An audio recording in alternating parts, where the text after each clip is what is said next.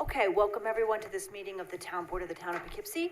It's a workshop meeting. No votes will be taken tonight, but it will be a discussion and workshop meeting. And welcome, and we will begin with a salute to the flag.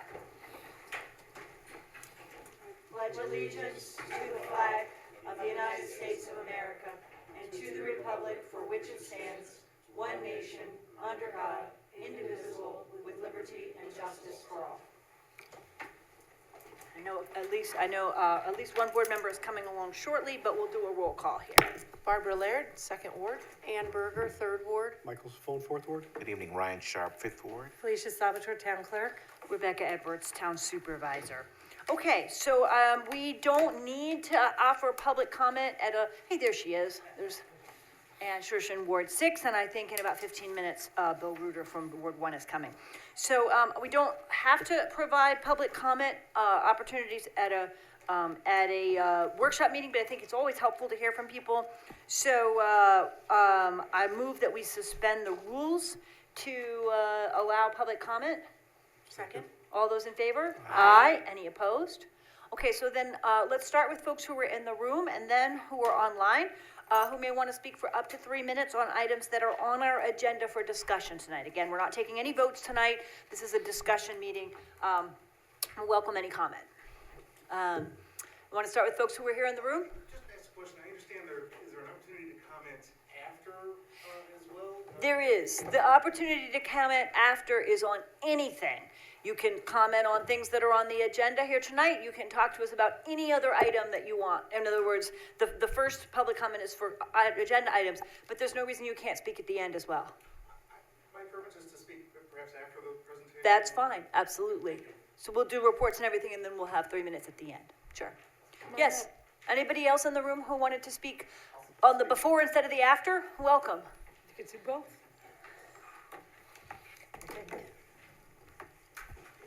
Good evening, everybody. Good evening. My name is Jacob Reckes, and I appreciate the chance to speak before so I can get home to some kids. And I appreciate what you guys are doing here. So I'm here to just add a comment. I know that there's discussion about the affordable housing proposed inclusionary zoning. What I want to do is I want to first acknowledge and thank, it looks like a lot of work was put into putting this together.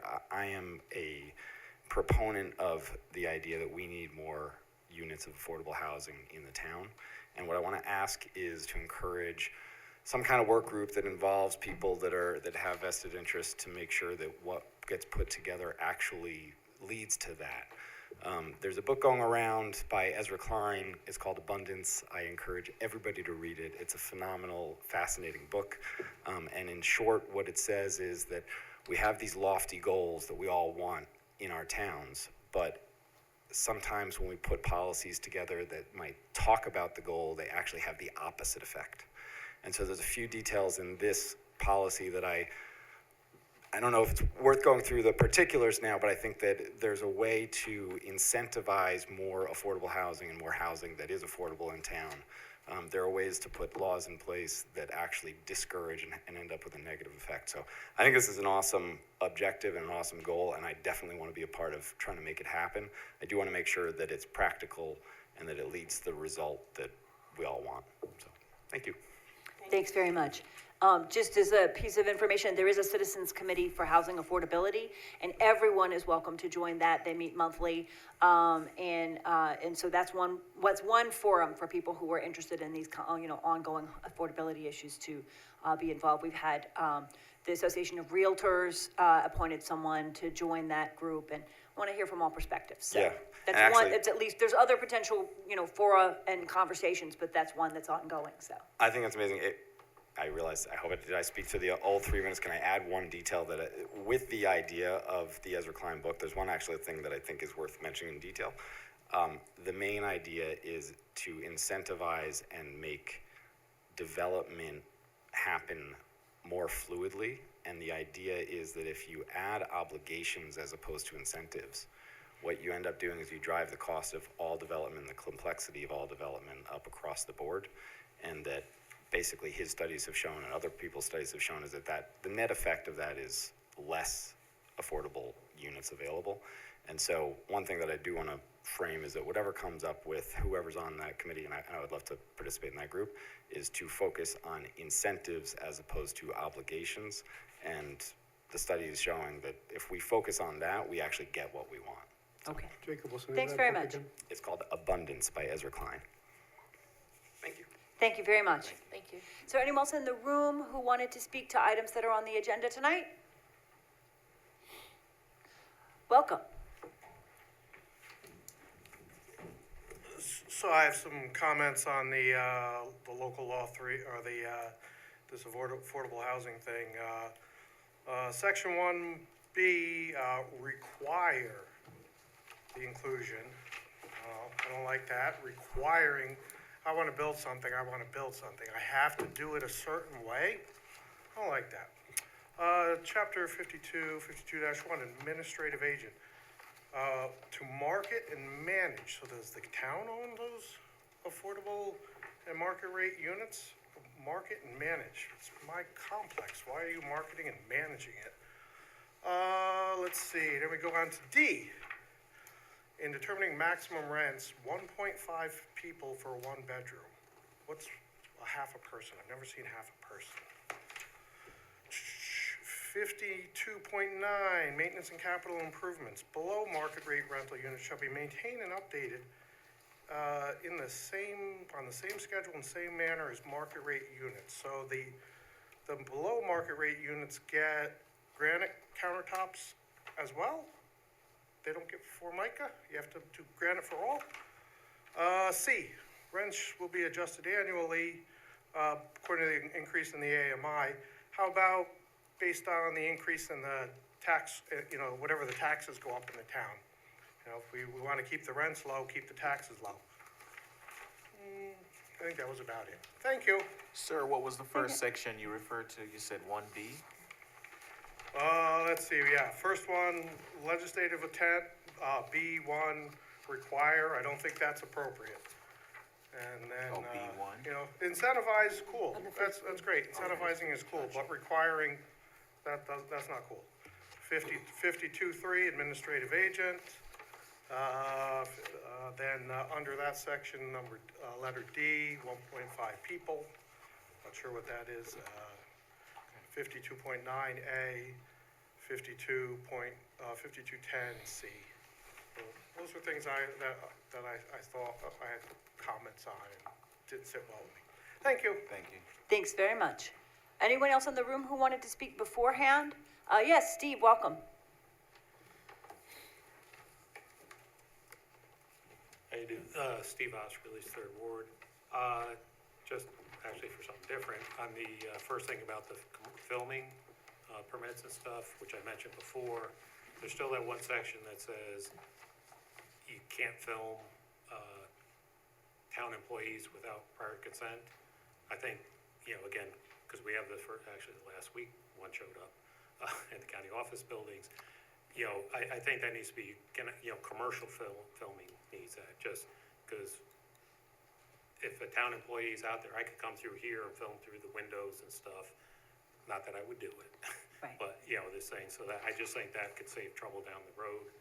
And then on the affordable housing thing, I guess really to echo the first gentleman and the second gentleman saying, the requirement, sounds like the town's getting into rent control and price control on houses and telling, I think incentivizing makes sense, but, it's like other things, even the thing that was passed earlier this year, I forget what it's called, with Good cause eviction. good cause eviction, you, putting all these rules and regulations in will disincentivize people, developers from coming in and building and doing things. So I think as the first gentleman said, making incentives to get the housing in there, but, say you're gonna have to do this, it's gonna drive up prices even more all across the board and further limit, the available housing. Thank you very much. Is there anyone else in the room who wanted to speak beforehand? If not, I'll turn to people who are online. I think Georgette Martin has a hand up. Welcome. Hi, can you hear me? Yes, we can. Okay, I wanted to talk about the nuisance law. I want to thank the board for not ignoring this problem, that you continue to work on it. And, I wanted to, throw my support to what Mike Savone said at the last week's meeting, when he said that the nuisance law, the fines have got to have some teeth in them, because the landlords, a lot of them have more than one house because they're making so much money, and if it's like a $50 or $100 fine, you know, that's nothing to them. I think what Mike said, starting with $1,000 is a nice starting place. I also had a question. Mike's been fighting this problem for years. He lives here in the Fairview area. He knows what he's talking about. So I support what he said.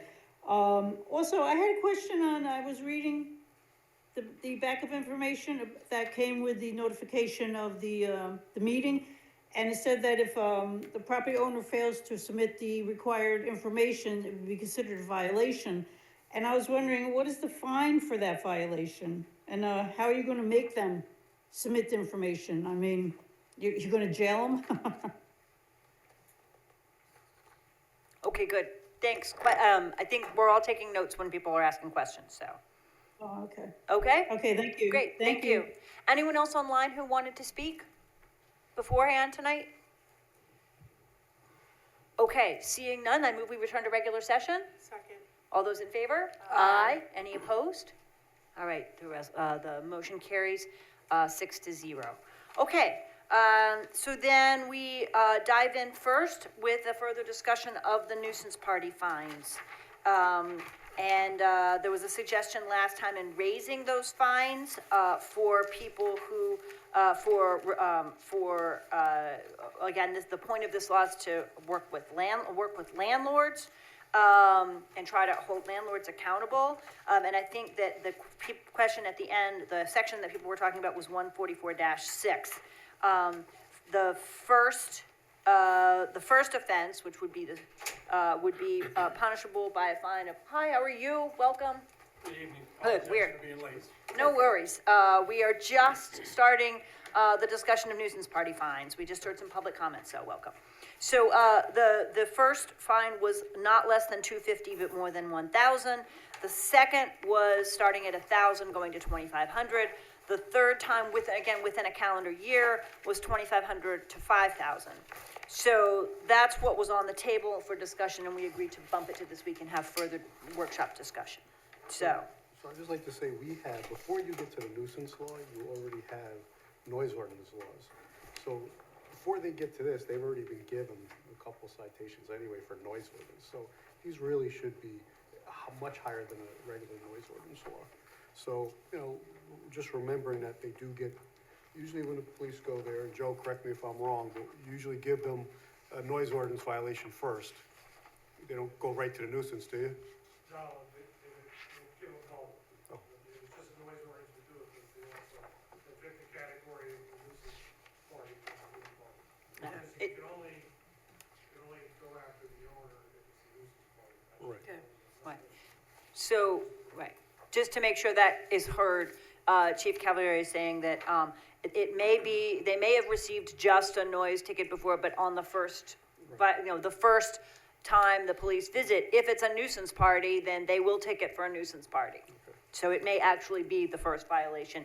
It may, in other cases, there were lesser violations, be a repeat visit, but it may be the very first visit. So I did notice that, this penalty starts at not less than $250. It's gotta be higher than that. Right now it's $250 not to exceed $1,000 for the first offense, and it goes up to the second offense, $1,000 to $2,500, and for any third offense, it's $2,500 to $5,000. I would probably say I would love to see this to go to $1,000, but I know the chief chimed in on this today. He thought $250 was low. He wanted that to be a starting point of $500, not to exceed $1,000. So I hate to put it in a judge's corner, because they've been reducing these fines, unfortunately, for whatever reason. But if we can get at least a minimum of 500 and go to 1,000, I think I would concur with that. It's better than nothing. I'd rather see 1,000, but I don't think I'm going to get the support of the board to go 1,000 for that, to raise them all up exponentially higher. Right. Well, there's a built-in stair step if there are repeated violations, right? This is for the first time that the landlord's being, notified. So I don't have a problem with starting at 500 and having that first, for the first violation being between 500 and 1,000. I don't know, Yeah. Ann, you wanted to jump in? Yeah, and I wanted to jump in, if I understand Chief correctly, that they're getting both violations, both the noise violation and the nuisance party. So that would bump it up too, because they would be fined for both. Like, it depends on what they're finding. No, they When get they one or arrive. the other? Welcome, thanks for coming to clarify, appreciate you being here. So the noise, the initial ticket for the noise and the nuisance party would only go to the residents. Right. So the owner is not, and the purpose of this is trying to get the owner to be more active in controlling his Right. tenants. So whatever fines they're paying on those initial tickets, those are the residents are paying, the owner of the property is not paying. So I do agree with Councilman Sapone that when we're ticketing the owners, the fine should be higher to definitely get their attention, because we are hearing information that they do push the fines back on the residents also anyway. So they should be substantial. We're getting to the point now that we have to get to the landlord, because he's not being responsible and not holding to, most of these landlords' leases say no parties, but they do not enforce it.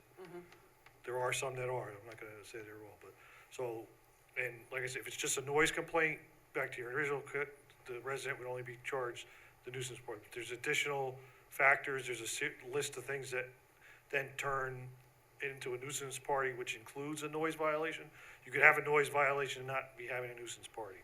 But to have a nuisance party, part of it is a violation of the noise ordinance. Thank you. Does that- Can you answer the question also about failure of a landlord to respond to the notice being a violation? Do we need to set fines for that violation? If you want us to enforce it, yes, because again, I brought this up when we were reviewing the law, how are we going to hold them accountable if Okay. they refuse to give us that information? All right, so then when we take this back to work, to revise it before we bring it back, we need in that section H to specify what the consequences are of failing to follow the law. Correct. Okay. I think what I was thinking about when Ann mentioned the noise violation, is that a very steep fine for a noise violation? No, I It's don't. like, It's up to the judge. Not when they're making $1,000 a room to rent it out. No, I Remember, the meant- landlord's not gonna be getting a noise violation. Right, The but- landlord's gonna be getting a ticket that he's allowed more than one nuisance party right, at his residence. okay. Okay. Other questions, anybody? Okay, thank you, that was very helpful, I appreciate it very much. We'll go back and make those adjustments and changes.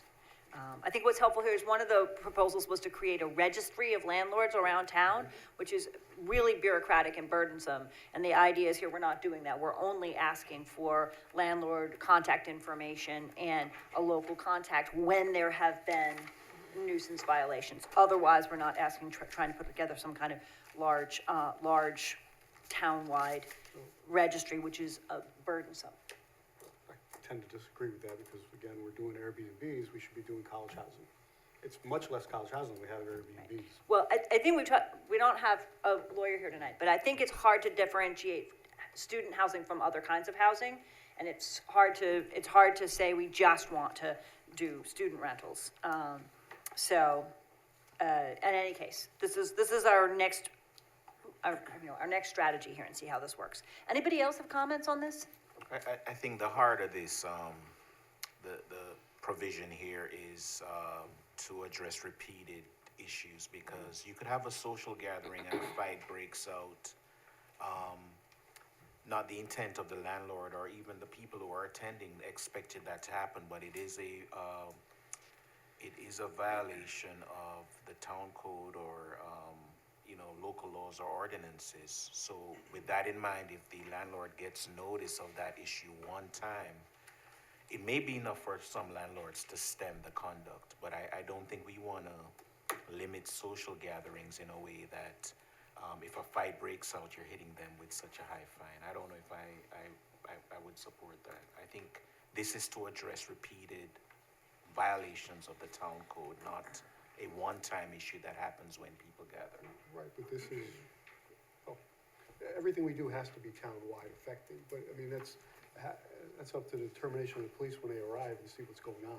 Yeah. You know the difference between a nuisance party when you have 800 people in a residential neighborhood, having a kegger, okay? So that's a big difference than 30 or 40 people having a baptism or something that And gets out of hand. some of those are peaceful, man, even with alcohol. But I get it.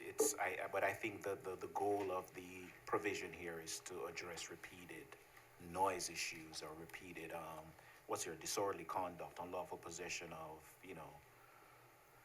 Well, at least in my neighborhood, this is usually an all-night event, almost every night during the week and weekend, starting at 10 o'clock in the morning. right, but if it goes townwide, then But it's impacting but every- neighborhoods where yeah, but people it- just happen to gather that a fight may, I don't think occasionally we have break that out. many issues town-wide, to be honest with you. Right. So I don't think this is gonna affect more than a few people in my ward, okay? Because this is only, we don't have these issues townwide. You don't see blotter reports coming across anybody's desk that we've had issues anywhere in the town of Poughkeepsie or any other kind of parties going on. Right. I'm just suggesting the reading of this could Yeah. impact even those areas that don't have. Oh, it could, but everything could gatherings, affect the yeah. town, so. All right, is there anyone else who wanted to speak? Okay, then we'll set this aside with some changes and bring it back. I believe that we can, make those, we'll talk with legal about whether those constitute major changes or not, and how we move forward from there. Okay, then item number 2 is the filming law for us to discuss. I had a couple of things that I would like to change, but I want to put it on the floor first for other people to discuss. Anybody want to jump in? This is about having an application process. We do regularly have people come and ask about filming in the town, doing commercial filming in the town. We have not had a process. They write to the clerk's office, and then that becomes a sort of, what we want to do is have a standardized process like other towns and cities have, where, if someone wants to film, they can apply. There's an application fee that helps cover the cost of, all of us assessing what they're proposing to do, and then a set of guidelines. So they are in writing explaining what it is they propose to do, and we're determining what the likely impact is. So that's the goal here, is to create that application process. We all went through this with the New Hamburg filming, which was chaotic, and suggested the need to standardize this process, so. Okay, well, I thought it was a really thorough code, and there were just a couple of things that I thought we might want to look into adding or making some changes to. And the first one is in section 4, permit exemptions. I had read it in somebody else's code that they exempt student films as long as you can show that it's part of a class, regardless of where it's being filmed, as long as you're not requiring a closure of a road or a sidewalk. So I thought that was kind of a nice thing, since we do have the 3 schools. Which section are you in? I'm in section 4, permit exemptions. Right. So to include, and I have some writing, student films, as long as you can prove it's part of a class. I think that's there, under 4B2, Yes. off-campus filming by a student pursuant to a course of study at an accredited academic institution. So I think that's there. It's on the next page. It's Yeah, it's on the next page. 4B2, yep, Okay, and it's off-campus filming. right. But if that student wants to propose to close a street for 2 days, then we have to stop and say, wait, that's beyond, right, we're trying to at each point measure the impact, the actual impact on the town. So that's one thing. Okay, and then the next section, permit applications, the first one, name of applicant. I've also seen it elsewhere where they spell out exactly what contact information they want for the applicant, and that they want the applicant that's responsible for the site. So they not only want that, they want the phone number and the email, which I'm sure is on the application. Right. Right. So we're requiring a contact person. Right, contact and phone number, person. Okay? But a little bit more sternly worded. Okay. And then, under the next one, where we have the 2 classes of permits, it's a little bit confusing, because on the first one here, permits exemptions, it says, okay, nope, that's not it. Was it 4? Nope. two. Okay, this was, if, permit exemptions, number 2, filming conducted entirely within a fixed place or private property. Whereas the next one says that filming fully contained to private property. Is this for permit 1, where you're doing multiple locations of private property? Otherwise, we've got a conflict, because we say, you know, it's exempt if it's in a fixed place on private property, but then here we need a permit if it's contained on a private property. I agree with that, and I was reading it again yesterday and today, and I think that I'd suggest, the problem that we're trying to solve here is people coming and telling us, and I think Chief can confirm that this happens sometimes, oh, we're gonna film here, but we're gonna be all on private property, and it's not gonna have an impact on anybody else. And that often proves not to be quite true. So we're trying to get a record of people who are doing commercial filmmaking in the town, even if they say that they still need a permit, and then we have on record that they're saying, we're all gonna be on private property, we're not gonna have an impact on anybody else. And then when they do end up having lights shining into the neighbors' windows at 3 a.m., we have a record and we know where they are, what they're doing, and we're able to go back and address the problem. So I actually think that we should take out section 4B3, where it says commercial filming activities conducted exclusively on private property. Yeah. I think that we should just delete that out of the exempt category. Yeah. But that's basically type 1, right? Yes, exactly. Type 1 is saying, okay, if the supervisor and the police chief, if they've told us that it's going to be fully on private property, limited to daylight hours, there's a B in there, there's a extra B that says individuals that's not, I don't know what it's doing there, we need to take that out. But A, C, D, and E, 3 or fewer days, daytime, fully contained to private property, and it involves no impact outside the property. We still want a permit. We still want to give them a permit to do this commercial filming. But it's not a huge involved process because we think that the impact is going to be light. However, if 72 trucks show up on the road, we have them here and can say, okay, you said you checked the box for no impact on streets, but that 5 streets are now impassable. We have to fix this, right? So I want them to get a permit, even if we recognize that hopefully, in a lot of cases, the impact is light. So I think that it makes more sense to make that a type 1 Yes. rather than to exempt it entirely. Commercial, Yes. the goal is to make sure that everybody who's commercial filmmaking in the town gets some kind of a permit. Yeah. For So- either lighter impact or heavier impact. Yeah, and that eliminates the conflict, so that's really good.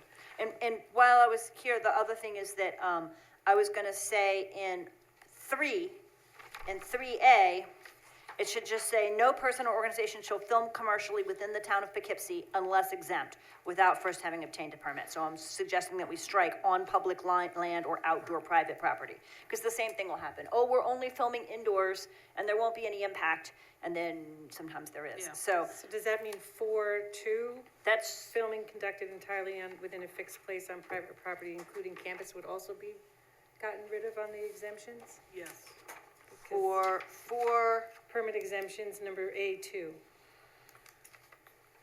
I think probably so. I think Yes. that probably comes out too. Because Because if it's commercial, if you have again, a big film, which we know a bunch happened on Vassar, then they always find another location at Tasty Crab where they want to have, Right. everybody should have a permit, because then we know Right. who to contact. Just a notification process. Yep. Yeah. A fee too, Yep. but, you know, That's I right. don't know about the daily fees. I think they're very steep, and that's gonna scare people away, but that's my opinion. Well, and that's one thing this board has to determine is do we want to scare them away? Or do we want to I welcome? think this Because is so if you many have a s- pages, it scares me, to be Yeah. honest. Well, I'm sorry, right. just being honest. the fees are for, once we pass the law, we can talk about the fees. We have been in conversation with some of the commercial filmmakers. Yeah, has anybody and, gotten back, do you know but- yet? Pardon? Has anybody gotten back to us on that? I don't think that the Best Medicine folks have responded, but a lot of this, reflects our experience with them this past summer. Yep. I also want to tag what Steve just said in 3B about no person shall film town employees in the course of their duties, and I agree with him that it should say, there should be no commercial filming of town employees in the course of their duties. Otherwise, we're going to tangle with some issues that we don't want to tangle with. Again, the focus needs over and over to be on commercial filmmaking. Other kinds of, using of an iPhone to take a personal video or a family wedding picture or whatever are not what we're after here, so. Okay, those are the comments I had suggested. Anybody else? Yeah, no, Sure. I'm Oh. not done yet. Uh-oh. Because I'm on number 9, compensation for loss of businesses and reimbursement of town lost revenue. The first one, compensation for loss of business, I think this is gonna be very difficult to determine, and are we supposed to actually come up with this?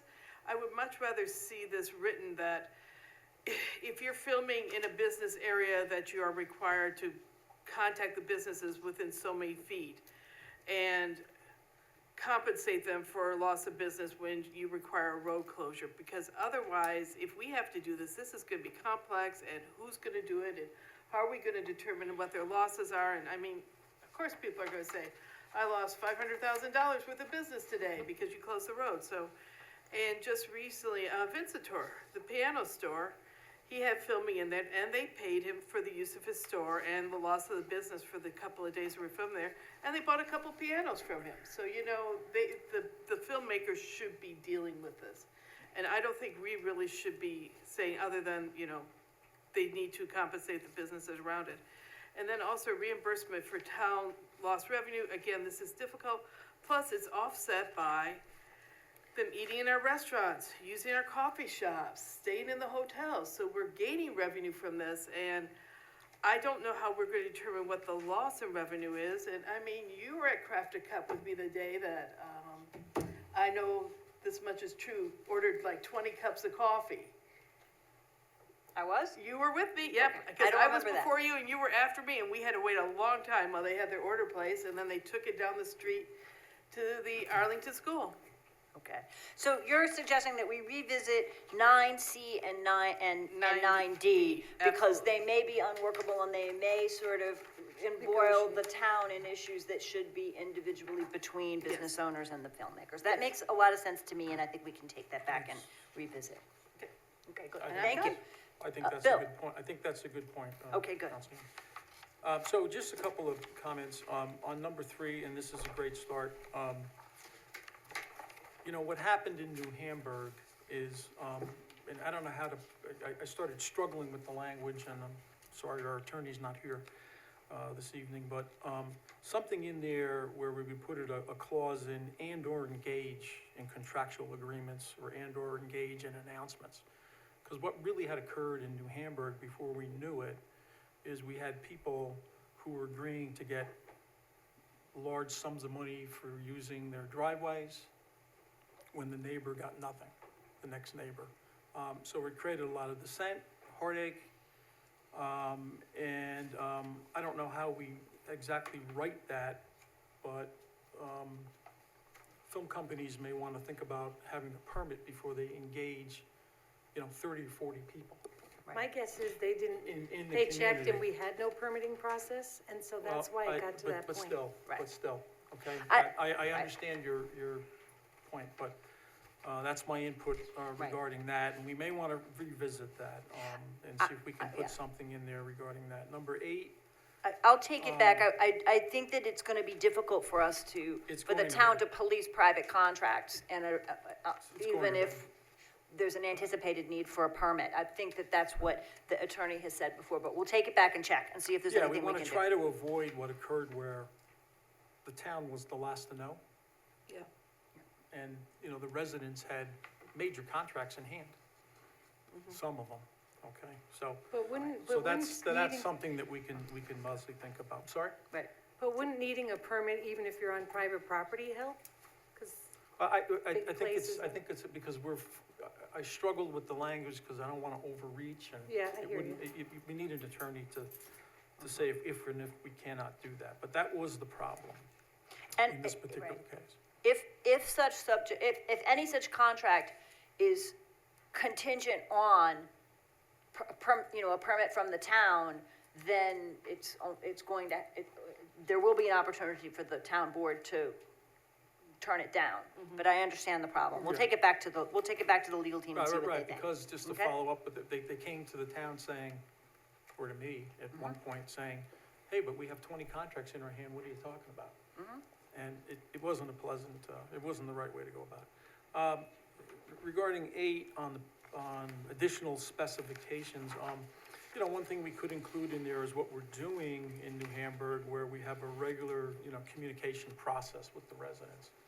So I think that could be something that can be put in the law where, we have an email program, and they're very good about it, this current crew, and they inform the residents, here's when we're gonna be here, here's when we're gonna be leaving, and some sort of, in the additional specifications where they're asked to or required to communicate with the town and, the residents exactly what their schedule is.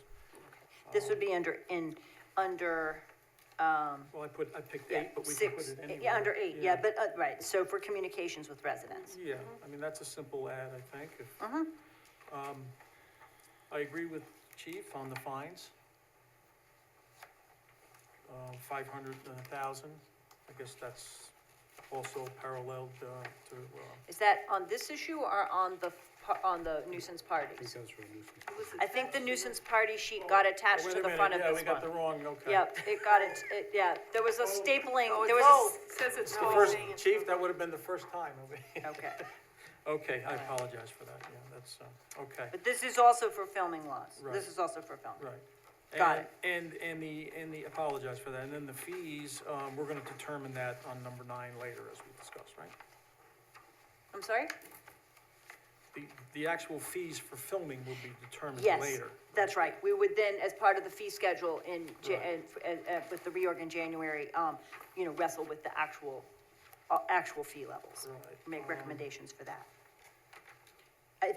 We don't want to put that into the code because it may change from year to year. Right, okay. Yeah, and, 12 penalties and offenses is fine, okay, Right. good, thank you. Right. Okay, and that is where Chief had suggested 500 and 1,000, so you're correct, Bill, and I will we will send that back to the legal team to you. Okay, anybody else have comments, changes? I Yes. just had a question, this resulted from the fact that we've never done this before. And Felicia, in your history, when all these big filmings were going on at Vassar, say, for instance, or the other one that was up on Ridgeview, That was the White House plumbers. the White House plumbers, and did they just approach us and we wrote a letter? I mean, They approached us and we did letter agreements, contractual agreements with the Okay. companies, and required a specific amount of insurance, and then fees were negotiated if need be. But a lot of them mostly were on private property, so those fees were negotiated with the homeowners and such, but we were covered by insurance. And then the police most generally were the people that were needed for those types of filming. And the police have like a specialized contract to make sure that they're covered for the overtime and the benefits of the policemen that are in charge of that. And it kind of seemed to work okay. But the problem is, and it's only gonna get more so, is that the filming, in Orange County, it's just coming, and it's coming a lot. And so we should have some kind of a Right. process, but a simple process. I feel my own self that this might be a little too much, and it might scare people away, but we need something. And so this is a great start to chew away at and stuff like that. Well, the reason I asked the question is I wanted to make sure that each one of the filming companies had come to the town, and they didn't just start something. I had a pretty good relationship with Laurent, who was with the Woodstock Film Festival, and he was somebody that generated a lot of business in this area with that company, and so most people knew to email me, and then I would try and do my best, but then there's other outsiders, and it's just getting more and more. I think it's a reasonable supposition that people have come in and done commercial filming in the town and left, and we've never known about it. Exactly. Yeah. There's been a lot, but there's also been, and they're generally good people, and they do want to help out the communities. And one of the things that he said in one of his emails was to try not to impose too much of like a fee per day, because a lot of times you bank out better if you negotiate different things, and it depends on the size of the film and all of that. But, he said that sometimes if it's too much, that they're going to just go. And I don't remember where we did the last chapter from when we came before, and I mentioned to him where we got that chapter code from, and he said, you should call and see how many people film there, because they avoid it like the plague. So that's why I was just hoping that we hear from other people. Was that Beacon?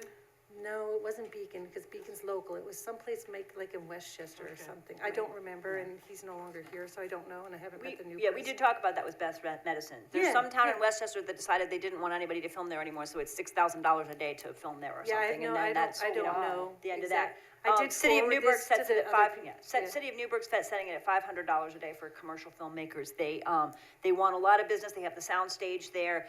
They have a lot of people filming there. Yeah. And that's considered by the commercial filmmakers fairly, pretty cheap, pretty inexpensive. So we're trying to find somewhere where we're not sort of, overrun all the time, where there's a benefit to taxpayers and benefit to residents for dealing with the nuisance that comes with, having people film here, but also not just, ward it off and not have anybody Yeah. here. So it's. How much was that amount at Newburgh? City of Newburgh is $500 a day now. But it varies. Like Beacon has very high fees if you want to close down Main Street in Beacon all day. But that seems pretty reasonable, right? Because, That's a busy that's road. different from, we're mostly gonna be on a private street and we want a road closed for 10 minutes or something. So it does vary a lot. So, anybody else? So there's a number of things to take back there and think about, and make sure that they're in there, and I'll do that, take it back to the legal folks who are working on this. And thank you to Dave and Lori for doing a lot of this codifying. Okay, then our third item tonight is inclusionary zoning. Mike Welty, I want to thank the Code Review Committee, which has done a lot of the heavy lifting on this and a lot of consultation, and putting this together. And if you want to introduce it, that would be great. Sure, okay. Good evening, everyone. Good evening. I wanted to give you just a very brief background and then essentially walk you through the code so we can all hopefully know what each of the sections is trying to accomplish. And then obviously start a dialogue about what we would like to do, whether refine it further or what. But this is a product of the Code Update Committee. A recommendation for requiring some level of affordability in development was part of the comprehensive plan update from 2021. More recently, the Citizens Committee on Housing Affordability included in its first set of recommendations the notion of having an inclusionary zoning law. These are not new in New York State, although in Dutchess County, I believe it's Beacon is the only community that has an adopted program. Poughkeepsie might, but I don't know if that's actually in place yet. The mayor said this morning that they do in fact have, they do have have it passed now? it, so Okay, yeah. all right. So I wasn't able to confirm that today. That was So- recommended in their housing, Right. when they did the housing need study. So there are some examples in Dutchess County. We looked, as with any of the work that we do, we started with examples from elsewhere, right?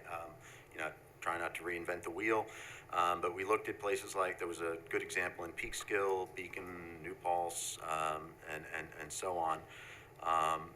One of the things we noticed when we were working with those examples was that even to us, people who do a lot of looking at zoning laws, we found them oftentimes very confusing because they were trying to do two things in one set of code, which was basically speak to the requirements, like from a zoning perspective, but also include all of the administrative procedures in one place. And one of the things we did early on was we were trying to understand how they worked. Was we divided it up into two separate sections, and you'll see when we go through the local law that there's a section of the zoning that is proposed, and then there is a separate chapter of the code which deals with the administration of the program, and that came from there. We worked closely with Hudson River Housing on questions about administration, because that's something they do currently for Beacon. We also shared an earlier draft. We did have an earlier draft I shared with some of the folks in the room tonight. I wanted to get some feedback from some of the local developers in the community. Certainly our objective, is to be perfectly clear, is to create something that will work. All right.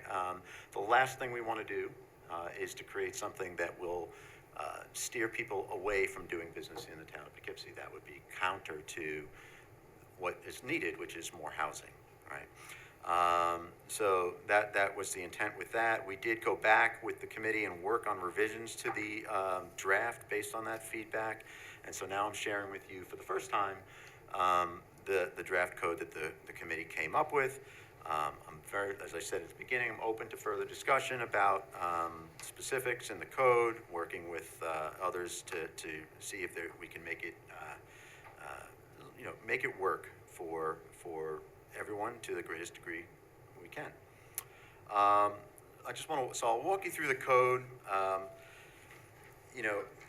There's obviously, a lot of this is, it's in a local law format, so it's a little bit, it can be a little difficult to follow sometimes, but I wanted to start with, obviously there's a purpose section in the beginning, legislative intent and so forth, but the section 3 on page 2 is the first place I'd like to stop and take a quick peek at. The idea here is that, at some point, if there's a local law adopted by the town, you need to include language about, well, what projects does it impact, right? Because there's projects in the pipeline, there's work going on all over town, right? As you know, so we need to do that. And so this section 3 talks about at what point the local law, if adopted, would be impact a project. And so it talks about subdivisions. Basically, if you have a valid preliminary approval from the planning board, you would be not subject to the new law once it goes into effect. Site plans would, if they had a completed seeker review, that is either a neg deck, basically, then they also would be exempt. And that, I think that's just important to keep in mind. And it is, there are different ways that you can slice that. But that was what we came up with and thought was fair. You get a certain point of the way in the process, it seems to us that you at this point, should be playing by whatever the rules were at that time, right? So, all right, just to be, because this is the way my mind works, I'm going to turn the page to page 9. I want to talk about the zoning changes first. All right, so as I mentioned, there's 2 sections to this that work together. The first piece is the zoning section, and it really is meant to speak to the community, potential developers, the planning board, about what is required under this program. All right, on page 8, you'll see there's, and going on to page 9, there are definitions, just like any of our zoning code sections. We need to define terms, so what is workforce housing, what is affordable housing, what do we mean by those things? We'll touch on that in a moment. And then starting halfway down page 9 is the section that would be added to zoning on affordable and workforce housing. One item I think that's particularly important, I'm not going to go through everything here because there's quite a bit to read, and I hope that you take the time to do so and ask further questions as we, beyond tonight, as we go on to considering what we want to do with this.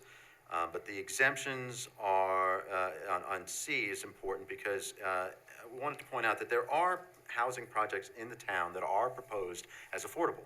There are, the Schatz project, which we've talked about, which is still in we're still waiting for that to come, but, we all hope for it. That would be an affordable housing project. It's being funded by federal and state programs that require affordability, and those kinds of projects would not be subject to this law, right? They would follow the rules related to the state, federal, or county affordable housing program that they fall under. So this would apply to other kinds of projects. And on page 10 at the top, we talk about the requirement in zoning. For projects that are 10 or more dwelling units in size, proposed as part of a residential or mixed-use development, there would be a requirement in the code for affordable and workforce units. For rental housing, the requirement would be 5% of the total number of dwelling units would be affordable, and another 5% would be designated as workforce housing. I'll talk about the definitions in a minute, but that's the breakdown. For sale housing, recognizing that the cost of building units and selling them is different than for the rental units, it would be the 10% again, a total of 5 and 5, but those would be designated as workforce housing. So basically, if you had a project, let's say, of 20 units, right, 10%, and they were rental, 10% of them would be 2, right? And in that case, one of them would be an affordable, one would be a workforce housing unit, just to keep the math simple for now. As I said in the beginning, we recognize that is placing a burden on the cost on a developer, and so there are bonuses that are also associated with this. So that you're required to provide those units as indicated in Section D. In Section E, we talk about bonuses that would be applied, and what we've felt that was fair, given that our base density in many of our zoning districts is not particularly high, and we do have infrastructure in most parts of the town where development is likely to take place, that we can afford to have some additional density. And so for each affordable housing or workforce housing unit created pursuant to this section, the development would be entitled to one additional market rate dwelling unit above the maximum number that they would otherwise be permitted. So it's a 1-for-1. That's different than where we started. I will say, based on some of the examples that we took from elsewhere, they tended to be more limited in terms of the bonuses that were provided. I think we started with half a unit for affordable and quarter unit for workforce. In addition to being difficult to comprehend, 1-and-1 is certainly much simpler. We thought this would be much more fair. The other things that we added, based on some feedback that we had, was additional flexibility about the shape of those projects. So, for example, building height. The planning board would be allowed to permit an additional story above whatever the maximum building height in the district was. Off-street parking, the planning board can reduce the number of off-street parking spaces required for affordable and workforce units created in this section. We also thought it would be fair to reduce the application fees, waive them, the per unit fees for the affordable and workforce units, and cut the recreation fees for those in half. Again, those would apply just to the workforce and affordable units. And the rest of this section deals with making sure, it's explaining how maximum rent and sale price are determined, and it points you to this other chapter of the code, which I will talk about next. Explains again the eligibility, right? So an affordable unit, which would be in the definitions, if it's a rental, would be considered one that is 60% affordable to 60 to 80% of the area median income. A workforce unit would be affordable to a household with 80 to 100% of the area median income.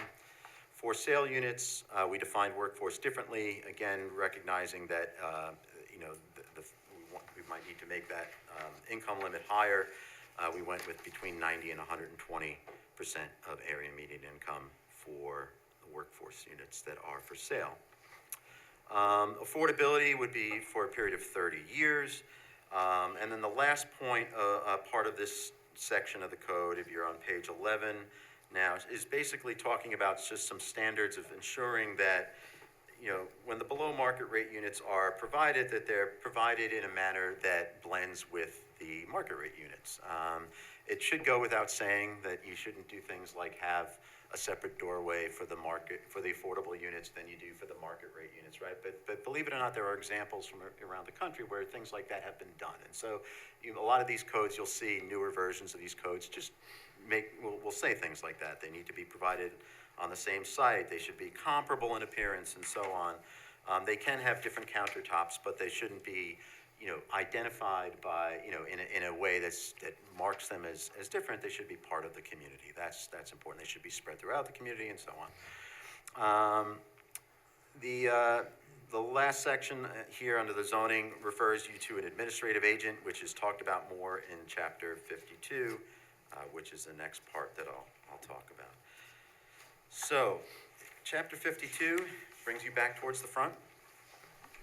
This is important, this section, because, obviously, if we're creating these units, and if we're giving bonuses for doing so, right, additional units for doing so, we need a mechanism for ensuring that households are eligible, that they meet the income requirements that they are intended to meet. And there's, I had a considerable discussion with Dutchess County about this topic, because the county was, there's a number of communities that are looking at doing this type of thing, and as I already mentioned, Beacon and now Poughkeepsie, I guess, has as well. Would the county be interested in being the administrator of something like that? And they, I think, rightly said, no, we do not want to do that.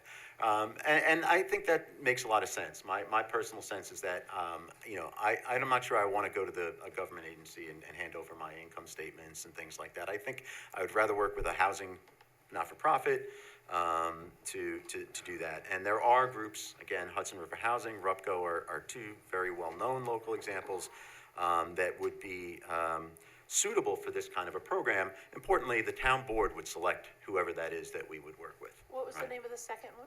RUPCO, the Rural Ulster Preservation Corporation is what it stands for, but everyone just calls it RUPCO at this point because they work all over the Hudson Valley. They're not just in Ulster County. Would we have to pay them a fee? So they would, the fee would be paid through the rents, through the developer, basically. But we would, the town board would select the administrative agent in a competitive, manner, and would work on the details of that contract with them. The rest of the chapter talks about some important nuts and bolts. For example, how do you calculate the rent of an affordable and workforce unit? And so, you need to understand that for an affordable rent, for example, it includes the tenant-paid utilities, and it can't exceed 30% of the figure that is 60% of the Dutchess area median income. So an affordable unit is 60 to 80%, but when you set the rent, you have to start at the low end of that range. But someone could be eligible for that unit if it were higher. Similarly, there's a description for workforce rental units and for workforce for sale units, how the rents or the prices are calculated. Turning over to page 4, about midway down the page, this is where we talk about income eligibility. All right, again, so the way you establish rent is based on one set of factors, and then folks that are income eligible fall within the ranges that are shown here. And it's up to the administrative agent basically to qualify interested households for those units. So they are the ones that would look at the documentation that would be provided to basically document income and eligibility for the type of unit. And type of unit is based on your household size, your income, and so on. There was a question earlier, I wanted to comment about the 1.5 people for one bedroom. Yes, we're not splitting people in half. That was in the setting the rent. So you're setting the rent based on the size of a unit. So you would use the area median income for 1.5 people, because area median income is based on household size. It's 1 person, 2 person, 3 person, 4 person household, and so on. So that's why that was written that way. Other key elements here, if you go through onto page 6 of 12, lease renewals, right? There is a recertification process, ensuring that those rental units, that the households are recertified as eligible on an annual basis. There are provisions as well, recognizing that sometimes people, if they have good fortune, will advance in their household income over time, perhaps, and move up the income ladder. And there are provisions for allowing someone to stay within that development and/or stay within that unit for a period of time to make that transition less onerous. But ultimately, the units are meant to be preserved for affordability. And as I understand it, if your income rises and you get a raise and you're no longer in that, you stay for the rest of your lease and you can do an additional year, right? So that Correct. you don't suddenly get Right. bumped out, but that you recognize that within a year and a half or whatever, that unit should be open to someone else. Right. Great, thank you. Yep. The resale, there's also a section related to resale, if we're talking about the for sale units. And that's really it in terms of the major provisions. And again, it's important that there is a lot of detail in there, documentation, for example, about what is, how income eligibility is determined, right? And that information comes from basically a very thorough look at this, and by in this case Hudson River Housing, who does work with these kinds of programs all the time, right? So that they have a level of experience with what kind of documentation is needed, and they helped us refine a lot of this section in an effort to make it work well for whomever would be the administrator in the future.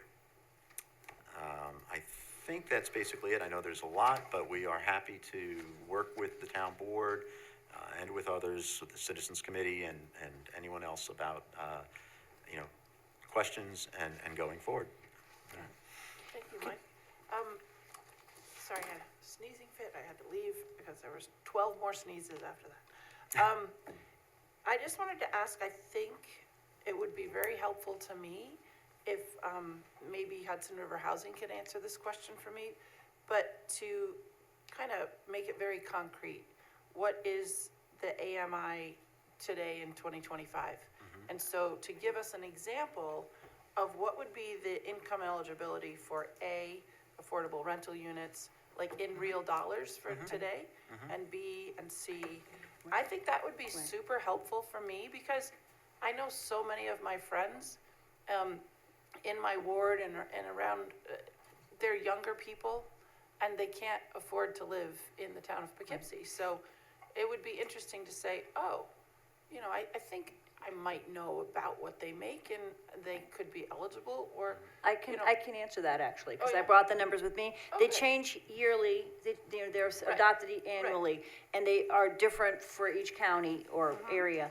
And they are, as Mike said, per person. So we're talking, well, some things are, mostly we're talking between 60% of area median income and 100% here, right? Is In what most we're cases, looking at. yeah. And some of it's over that. But, so right now, if you're a one-person household, 60% of AMI is an income of about $52,000, and 100% of AMI is $86,000.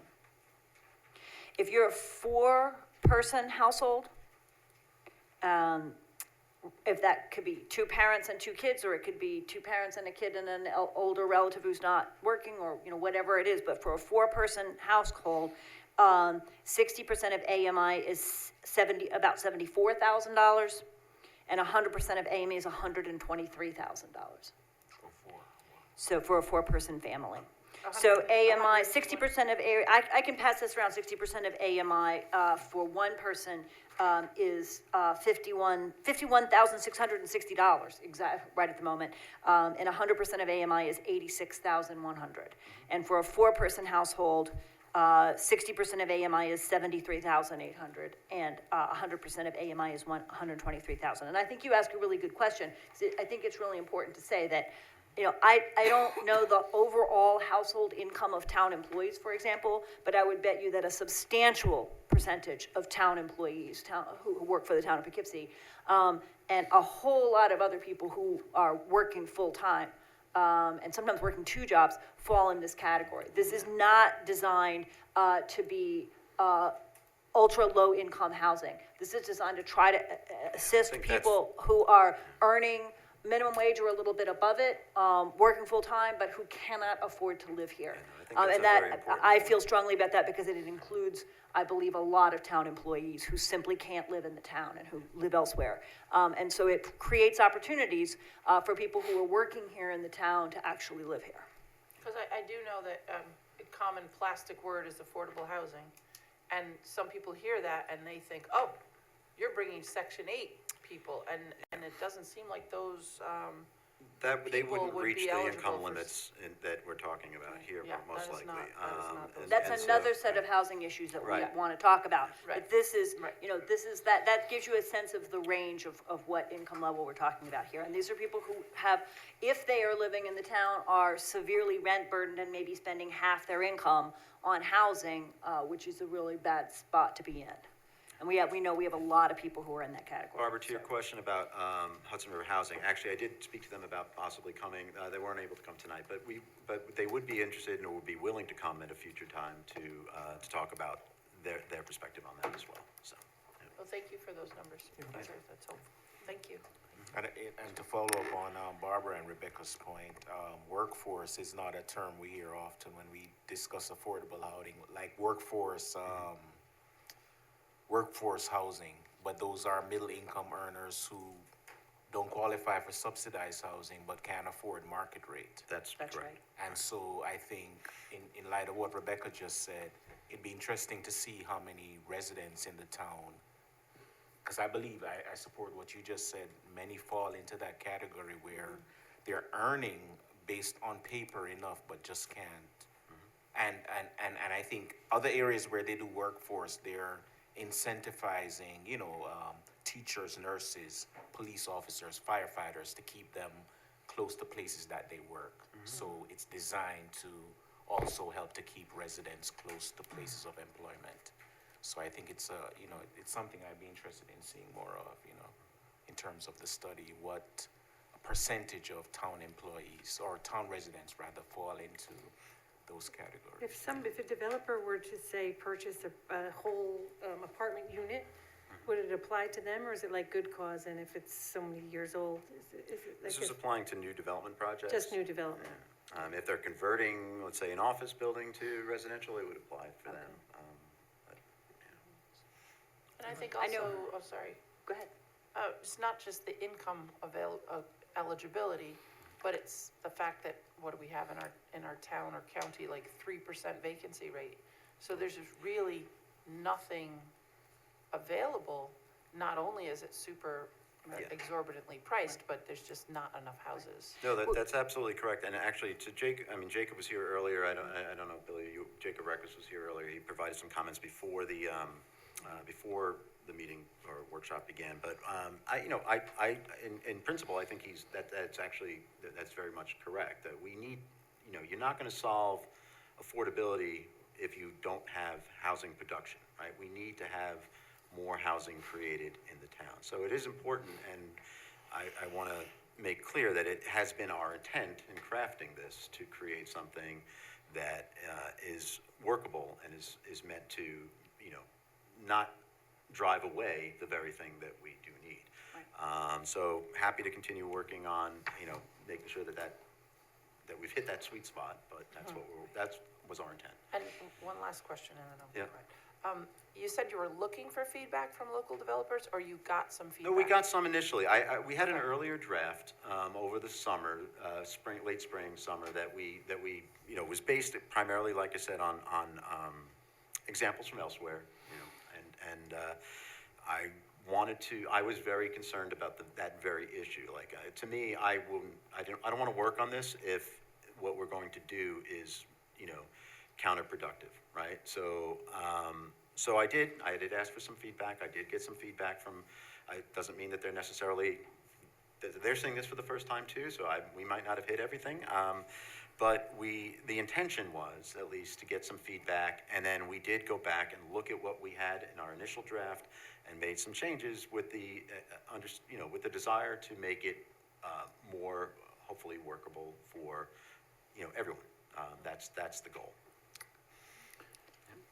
So Mike, thank you for your work. Just a couple of questions and comments. I know that when we look at our comprehensive plan, we talk about sustainable development in that plan. So it's good to know that you sort of had a blue ribbon panel with your code group where you involved developers and others to get their input. And I don't know if we need to expand that, and I might suggest as we continue, some of the town board members, you know, residents who are in need of housing, you know, realtors and brokers, and, you know, developers, because you're absolutely right. If you put a code in place, and builders can't build, then it's not gonna work. And they're the smart ones, all right? You know, we're not, I mean, I'm not a developer, all right? So when I look at some of the things in here about, you know, they have to look, the appearance exterior has to be the same, and below market rates should not have separate entrances under L and all that. Well, there's certain things when you build a building, I mean, I know a little bit about it, but I'm not a developer, like electric is code, plumbing is code, building requirements are code. So that leaves a little small amount of fixtures and furniture and countertops that you can play with, and that's not a lot of money, from what I remember. So, but I think that as we continue, you know, we gotta, if we need to make changes, we involve the smart people who do this every day and the people in need. Because what I'm kind of looking at here, this is almost like the start of a Town of Poughkeepsie Housing Authority. So this is a big change. I mean, we're implementing percentages, criteria, guidelines, and how to develop housing. And we need to know, and I guess we'll hear pros and cons, hopefully, at some time, if that's workable or not workable. Or we need to adjust it, because that's the important thing, is that we're successful with this, okay? Question on benefiting town residents in town of Poughkeepsie. Is this just for town of Poughkeepsie residents, or is it for anybody? So will we have a situation? It can't just be for town of Poughkeepsie residents, that would be, I don't think that'd be constitutional. But Well, I think So will we have everybody, a it will, situation, I mean, Supervisor mentioned that, but I think that's a great idea. So will we have a situation where we have a lot of out-of-town people? I don't think we have- can regulate who can apply. I think that would be, I mean, we can ask the attorneys, but I'm pretty sure that we I'd love can't it do that. to benefit But town of Poughkeepsie but I think there's residents. need here, and I would imagine people would apply if information were provided to them about it, Okay. and they needed All the right. housing. Cost of the administrative assistant, Yeah. that's a lot of work. Yes, it is. So how would that, so what would happen, the taxpayers would pay? So, you may recall, we had Steve Tinkelman here, last year. He was looking at a project over in his neighborhood. And, one of, and as part of, agreement he made with you, the town board, he was gonna be providing some affordable units in the Right. building that he's doing. One And, yeah, and he, so he was working with Hudson River Housing on that particular project, which is how I got to know those folks a little bit better. But their standard practice is basically the equivalent of 1 month's rent that they collect as a fee. And you know, and those things again can be worked out. You know, that's how they do it in that situation. Those are things we can work out as we eventually go to solicit and figure out who we're going to work with. Yeah, so I, just to, you know, clarify, one of the reasons why I say housing authority is because, I'm losing my page here, hold on. Section D, but it's on page 7. You know, we have quite a bit of fines for non-compliance, right? So imprisonment? Well, this is not really different than any of our other penalty code sections of code that we've, like the other ones you talked about Okay. tonight, so. Okay. I would say that this is not, I mean, this is not a housing authority, that would be public housing. This is a extension of some of our rules around how you build into, in a new direction. Right, I'm saying it appears as it's the lead into it, but yeah. So what stops a developer then from buying an older apartment complex, one of which I won't mention, that used to be affordable and now it's like ridiculous, every apartment, Well, you know? right, but we don't want to have a situation where what I'm trying to get across is that I'm just developers saying, now won't That build. might be the funny Exactly. way to And go. now you have less affordable housing. That's exactly what I said, yeah. Yep. Right. It- let me make sure, I know Mike wanted to, I don't see if there are other board members who had questions or comments, and Bill, if you had more, we'll come back. No, I'm good. For sure, Thank okay, you. all right, good, Thank you for, good. I just wanted to say, we've done a good job allowing developers to come in and add extra density to projects, and they've done it on their own. I don't think we need to trudge into this and create this law. I think if we cut back on some of our fees and gave better density, developers would build more. We're going into uncharted territory that we really shouldn't be stepping on. No one's gonna wanna build here unless they get tax credits from the federal government or New York State. Nobody's gonna wanna come build here. Our fees in our building department, our zoning, all our zoning board fees, our planning board fees, everything is extremely high. Why don't we work on working with developers and give them more density bonus and make our fees less if they add so many units? And speed up the process, dedicate somebody to them to take them from point A to B and let them go. You know, we've talked to Mr. Kirchhoff, we talked to Mr. Silver, they build all over the United States. And they get blueprints of what they can and can't build. Why don't we do that here and give them more density and say, hey, guys, this is it, this is what you're allowed to build, go for it. And let them build and make it an easier process. We could do that. We would need resources to do that, but we could do that. But that's the way we could create housing and bring the market down. We're not gonna be able to do that with this, the way I see it. You're not gonna get anybody to wanna build here. It's just the way I look at it, and I think I'd like to see any list of questions that you sent out and any feedback you got back from any developers, because I'd really like to know what our local developers think on this issue. I'm sure they're gonna let you know. Did that get forwarded to the whole board? I thought it was circulated to We the got the board. list. No, I But- just provided the names of the people I spoke to Okay, when Mike right, asked. but who there's I some spoke to. correspondence back and forth that we could add Yeah, to. some is Right. correspondence, some right. is conversation, yeah. I mean, my response to that would be that extra density is great, but if every one of those extra dense apartments is $3,000 a month, we have not helped solve the problem of enabling the town to be more affordable. I agree with you that, I agree with everything that has been said, that this is one piece of a larger puzzle. This is not the solution to affordable housing by any means, it's one piece. I don't think it's uncharted territory. A lot of other places have done it, and I think a lot of the builders who build here have in other municipalities adapted to these same sets of guidelines, and building has continued in other places that have done this. I agree completely that more housing is probably a bigger solution than this one, but I also think we have seen development in the town that has added a lot more housing, but at a very high price. And if you talk to people around town, you'll find that a lot of people are very rent burdened, and that it's very hard to live here. So, I think there's reasons to do this as one piece of the toolbox that we're using. Ann, Ryan, anybody else? Mike, did you have more? Anybody else? No, good for now. I'll just echo some of Bill's statements around, you know, getting into the rent control business that I don't think that the town really has any business being in. Just to reiterate, we're asking developers to lower the rents, lower the HOA fees, cover the cost of the admin agent, and cover the cost of the building and finishing materials. Correct? All Yeah, I those didn't hear the costs. last part, but. Cover the cost of building and the finishing materials, and make those materials kind of equitable. Right. Throughout all of them. And then we're providing a bonus in unit, market rate unit, in addition for each one of those units. I have a hard time understanding why a developer would want to build in the town if we do institute this. It just seems like we're getting into becoming landlords, and we're just a town that is trying to keep taxes low, keep it beautiful, keep it safe, and now we're getting into rent control. I mean, I know,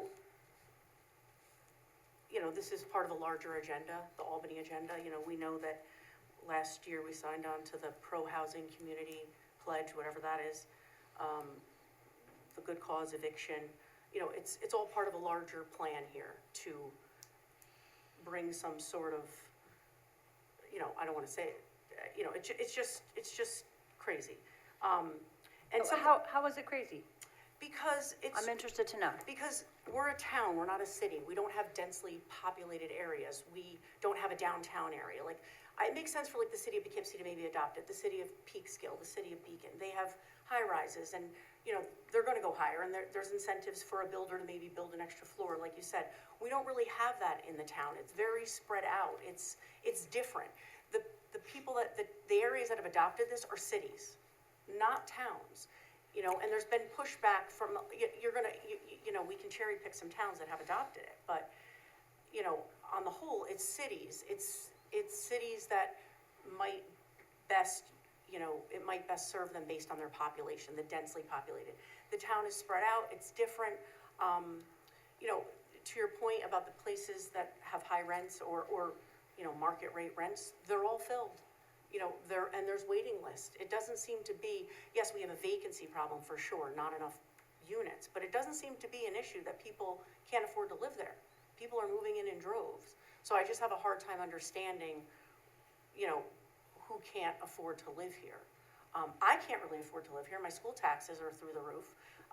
I pay, you know, $2,500 a year for Arlington fire tax. So, you know, it is expensive to live here. I get it, but to the builders, you know, the developers, their places are filled. You know, it doesn't appear that, you know, it's more of a vacancy issue, not so much a rent issue. And I just think the town getting involved in something like this, you know, it's a lot of extra work, a lot of, you know, and now we have this admin agency, and then we're asking the builders to do all these things. And it just seems very stratified and just not necessary. Why don't we just let builders do what they do and figure out who to rent to and make cheaper places and subsequently cheaper rents? And we'll just do what we do, which is, you know, run a town and not get into being landlords. So I would just say that I think, in response to that this emerges very squarely out of our comprehensive plan update, which I think Bill mentioned before, which is about centers and green spaces, right? And if we all agree that we need more housing in order to help to try to bring housing prices down, which is what some other places have done, we are clearly in need of more housing in our area. The comprehensive plan update calls for centers and green spaces, right?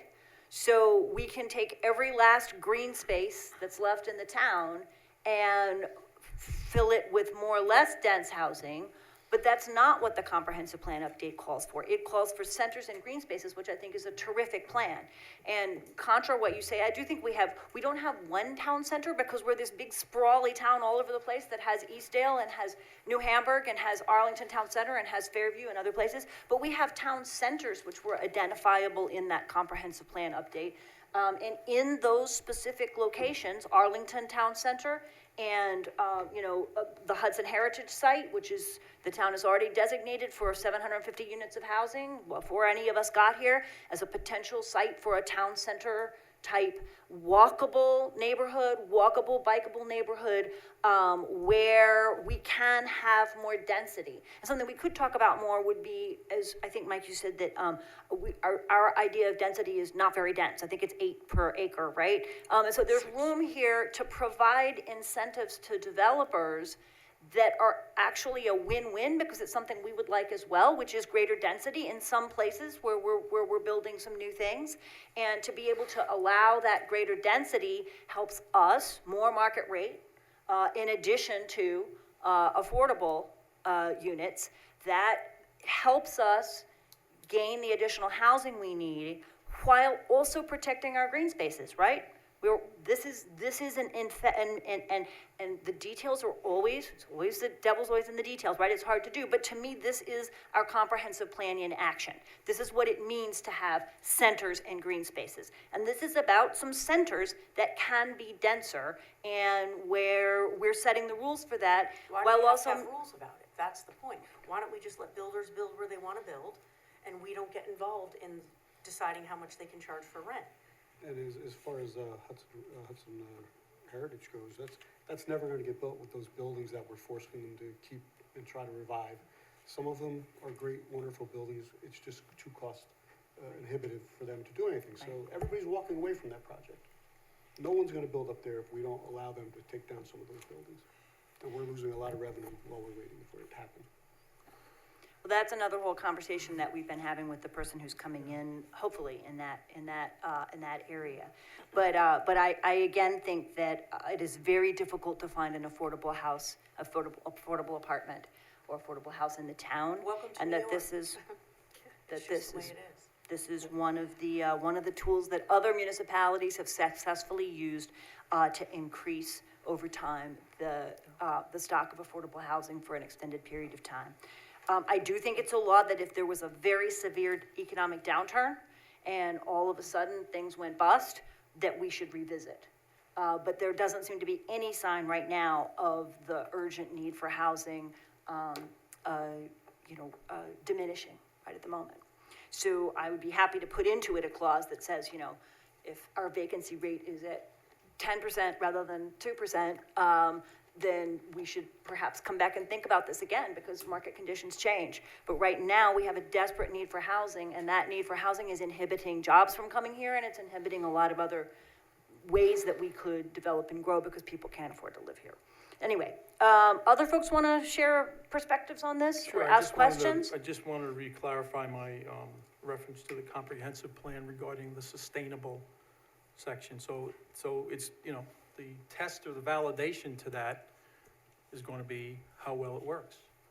And if we get input from developers, realtors, residents, town board members, and come up with something to make it work for the town of Poughkeepsie, then it may work. By copying other areas and looking at percentages and things that might, and I don't know how, Mike, you all came up with the percentages, but, and the amounts, but, we just need to be sure that it works in our town. And the people who are gonna do it are all on board. Because we need to hear from, the residents who can't afford it, along with the developers who need to build it. So that's what I'm saying. Okay. Anyone else wanted to ask questions, weigh in? I think to Bill's point, you can have both. I don't think the developers lose by being incentivized to do right by people who can't afford the homes. And I've heard it a few times already. I'm sorry that good cause eviction has become a pejorative term, but I'm one who voted for us opting into that code because of people I know who, they're not on the high end and they're trying to get by. And like I said, when I voted for it, the landlords don't lose because you give tenant protections. The courts are available if there are issues. You can always get, the help you need if a tenant is not paying rent. But I think this provision here and the step here, the capital improvement, it speaks to the lives many of the residents in our town live. They're not able to, when the buildings are developed, they can't afford units there. We have to have provisions that allow for that, and I don't think the studies support that we turn developers away by doing that. I don't think it's supported. I'll just do one more thing, which is that when we did discuss good cause eviction, a lot of people who came in the room, I know, Mike, you and I talked before the meeting, and you said you thought a lot of them weren't town residents. And then a lot of people came up to the mic and they said, I live in Ward 2 and Ward 3 and Ward 5. And there's a very profound question to me, to whom we see in our town. Who are we as a town? Do we see everyone who is living in this town, who wants to live in this town? And that means, as Bill suggested, getting a lot of different perspectives, but also hearing from people who are struggling. And I just spent the last week looking at the SNAP problem and what happens in the town of Poughkeepsie when SNAP benefits disappear. And if anybody thinks that's not a problem in the town of Poughkeepsie, then I can give you a tour. I'm still trying to come up with the number of people who were hungry this week in the town of Poughkeepsie, but it was at least it's in the hundreds and certainly well over 1,000. Some of whom are disabled and can't get to a food pantry, and some of whom have special dietary needs and can't just run down to the food pantry and get any box of cereal.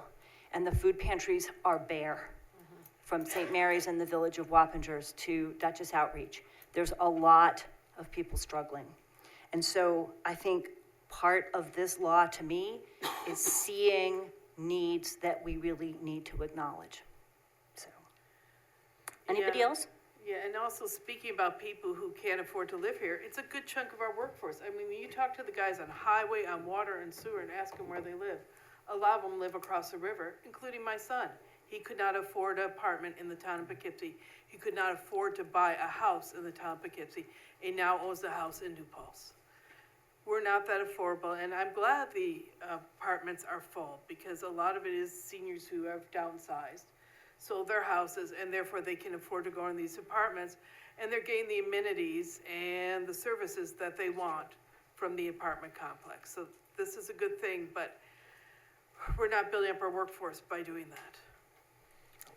I'd like to also hear the good point from, the developers, that this is a workable plan, that they were on board with this and consulted, along with the realtors and, the residents and, as well, because, yeah, if it's gonna be put in place and we're not gonna build, no one's gonna build, then it's gonna hurt. So I'd like to hear more from the public about that. We can forward the emails that Mike sent out and a number that he received, and, looking at some of the changes that have been made and as, due to that consultation. So you're saying the developers are pretty much on board with? No, Well- I'm saying- no. Just Consult I want to be speak. clear, what I said was that there was an earlier version of a draft that I shared with a number of developers. I got feedback from them, and we made changes based on that feedback. I have not shared this draft with anyone other than you all tonight. Right, but your feedback was based on initial meetings, and therefore it Yes. came in the form of a law. So Came you in the must have form of some received some changes. input to Yes, that, absolutely. from the developers and Absolutely. from the residents, okay. That's exactly what I said. And now we have a public process where we can hear a lot of different perspectives Right. from a lot of different residents and different points of view. But certainly, Mike, I think, did a good job of getting this out there to folks who know the business and who could comment and who could, as you say, suggest some changes, some of which were made. So, anybody else? I'll just circle back to the good cause eviction, just to make the record clear. So a lot of those people that were here, that were from the town, or from the city of Poughkeepsie, they may have gotten to the mic and said, I'm from Ward 2 or Ward 8, or, well, there's no Ward 8 in the town, but indeed they were from the city. No. They were brought here from For the Many. That's who sat over there and, caused a circus that day. So I just want to let the record state that they were not here from the town. They were here from the city of Poughkeepsie. Sure, there was a sprinkling of people from the town, but I don't want it to be painted with this brush that they, all these town residents were here complaining about eviction, and yes, that happens. Life happens to people, I understand. But those people that were here were for the many, and brought here. So, just want to clarify that. Well, It's- in quite a number of cases, I could take you to their door and we could knock and talk to them, but we will just leave it at that. Well, one thing we could do, Ms. Edwards, is we can check with the courts and see how effective it's been. I mean, maybe they have cases we can review, and the judge can summarize for us. Are you talking about good cause eviction or about Yeah. this? Good cause eviction. Okay. Because eviction, Alright, so- you were right. bringing up, I just said, just to end the conversation, let's just check out and see how it's going. Sure, we can do that. We can also consult with other municipalities that have done, I hate the term inclusionary zoning, it doesn't really say a whole lot of anything, but who have implemented a system like this, that, in order to increase the supply of affordable housing. And I know those places that have done it, I don't know of any of them having seen a diminution in the amount of, construction going on. We have to get input from everyone, right?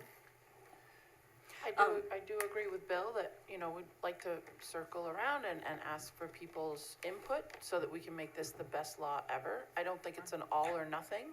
I think it's not like, none of us here want to help our community, and I think that that's what this law is put out there for, to help people in our community be able to afford housing who couldn't normally afford housing at today's rate.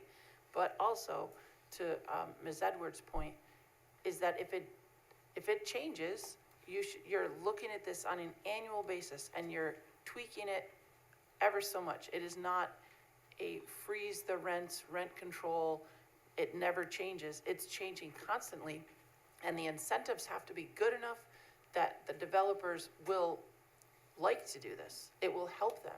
They will be incentivized to do it so that they have some affordable housing, but the rest of their development works, and streamline the process. Well, when We we want to did- make sure it's simple and streamlined. When we did good cause eviction, when we passed that, we also said, well, I didn't say, you said we were gonna go back and do something to help the landlords out. Without going to the court and checking the records, I don't see any data coming up that we're doing anything to try to find a way to help the landlords out. The But landlords yet have, we're going against the, Right. we're trying to take away from developers, and that's, I'm not all for development, trust me. I want smart development, and smart development is allowing developers to have density, build cheaper units and more units, and to help people get, and I like home ownership, I've never liked rentals, so, I believe we should be pushing more home ownership, but I think this is just another way to, hurt people that could actually benefit our area by bringing in more homes. The answer is density, not restrictions. Anybody else? Okay, Mike, thank you very much, and please convey our thanks to the Code Review Committee for their work on this as well, and for the multiple revisions. I know that you've been spending some time, a long time on this, and I appreciate it very much. There's more to do. Thanks, Thank you, Mike. Mike. Thanks again. Okay. All right, we're gonna then, You want to open up for comments to anybody?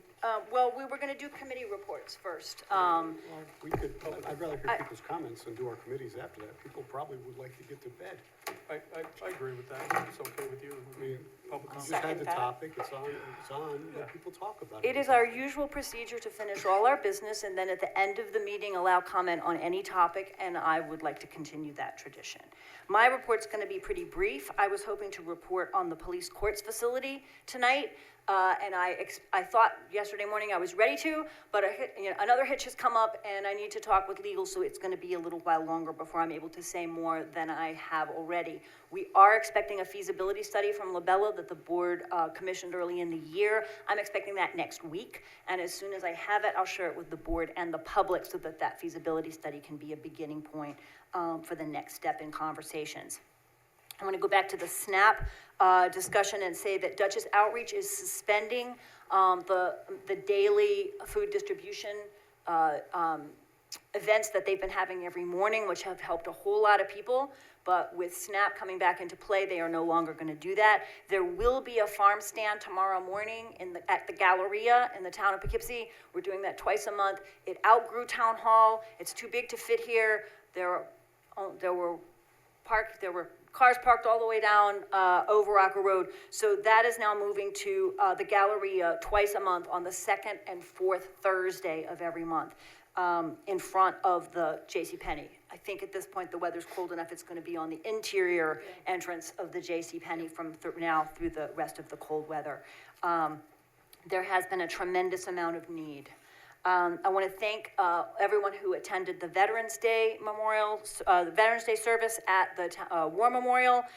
It was extremely chilly, but it was a very inspiring service, and it was great to have a great crowd there to honor and thank our veterans. We have received 2 grants in the last couple of weeks. We received $119,000 in traffic safety equipment through a CREST grant. Through the work of Assemblymember Dee Dee Barrett and her office. It's a state grant, and this will be for speed monitoring equipment, cameras, radar, other equipment that's going to help the police, as Chief Cavalier said, a force multiplier to help cover more roads where we're seeing an unprecedented amount of speeding and unsafe driving.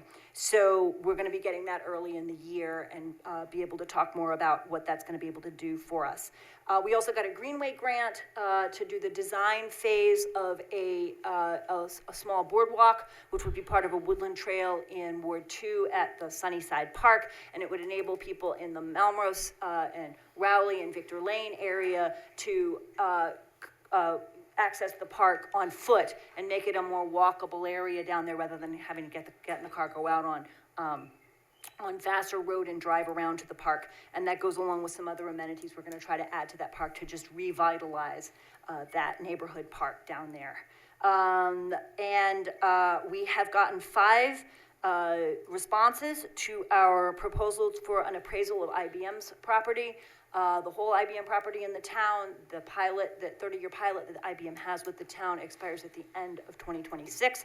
And I hope by next Wednesday's meeting to have, to bring to the board to approve a winning bid to do that appraisal.